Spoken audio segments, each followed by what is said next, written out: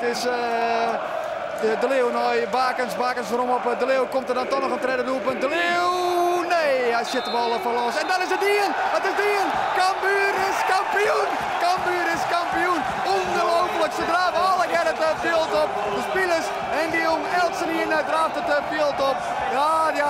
Wat fantastisch wat hier gebeurt. Geert van Thun, hij is op het veld. Ja, dit is mooi man, dit is mooi.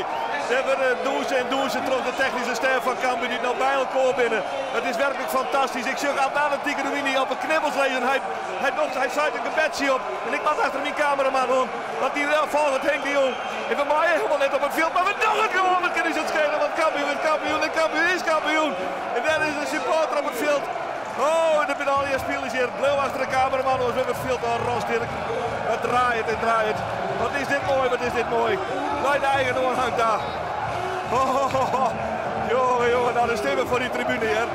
Cambuur kampioen van de eerste divisie. Ik ken het niet meest wat Fregi. We gaan het daar vieren. Je kent Gerrits, jongen. Ze klimmen in de hekken, de spelers naar die supporters staan. Wat een schitterend gezicht is dit. Allereerst is het er op de ranen van die hekken, op de reclameborden. En dan is er de ontlading, de enorme ontlading.